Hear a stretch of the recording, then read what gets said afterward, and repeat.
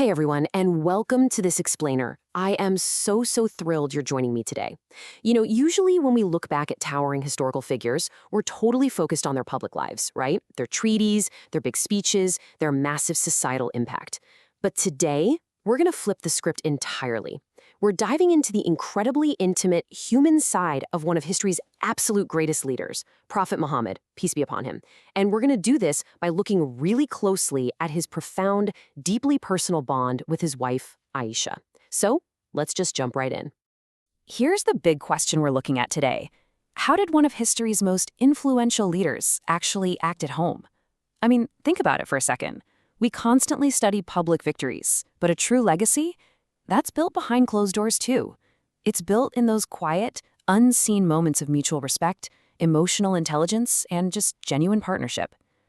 To really truly understand a leader's character, we have to look at how they treated the people they loved the most. Okay, let's dive right into this. Section 1, Scholar and Partner. Now, before we even get into their dynamic as a couple, we absolutely have to talk about who Aisha was as an individual. Because wow, she was a total force of nature in her own right. She wasn't just some passive figure in the background. She was literally the most educated woman in Arabia. The sources tell us she was this fierce poetry critic who had memorized over 12,000 verses. 12,000. On top of that, she was a historian, an astronomer, a scientist specializing in herbal medicine, and a formidable jurist. Basically, a real powerhouse of intellect. And this brilliantly illustrates that she wasn't just a spouse, she was an incredibly formidable intellectual partner.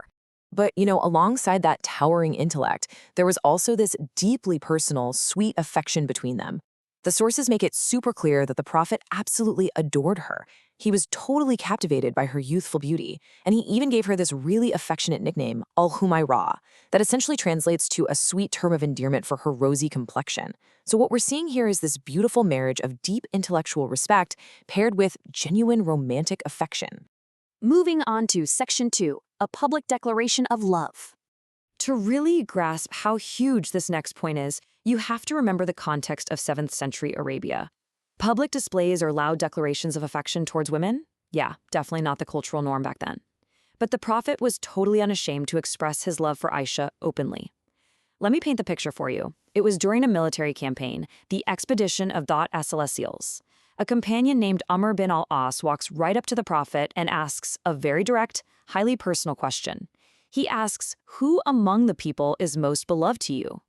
So the absolutely crucial point here is the prophet's answer.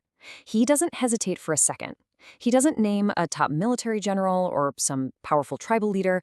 His immediate, unequivocal, and completely public answer was simply, Aisha. And what's so fascinating is the follow-up to that. Omar, probably expecting a totally different kind of answer while standing around a bunch of men, tries to pivot. He asks, and from the men? Now, the prophet could have easily named his closest friends or warriors, right? But instead, he replies, her father, referring to Abu Bakr. He kept his primary affection firmly anchored to Aisha, basically tracing his love for his best friend directly back to his love for his wife. How amazing is that? All right, Section 3, Playfulness and the Desert Race. Now, what's really interesting about this next part is that if we want to truly look behind closed doors, we have to look at the lighter, everyday moments. Because real relationships aren't just profound declarations all the time, right? They're filled with shared laughter and private, spirited dynamics. And we have these beautiful accounts of actual foot races they had while traveling. During an early journey, they stepped away from the main caravan, and the prophet challenged her to a race. Aisha, being super young and agile, sprinted ahead and actually beat him. Years later, Aisha noted she had gained a little weight. They raced again, and this time the prophet won. It's just such a wonderfully human illustration of the playful passage of time within their marriage.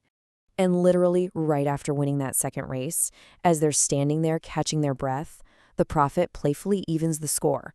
He turns to her, laughing, and says, "This is for that."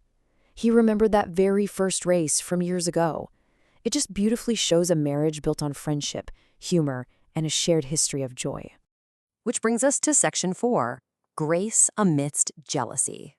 But, real relationships also deal with incredibly human emotions. We've talked about the love and the laughter, but let's take a look at how this leader navigated tension. One afternoon, the prophet was entertaining some guests in Aisha's house. Meanwhile, another one of his wives, Salama, sent over a plate of really beautifully prepared food for the guests.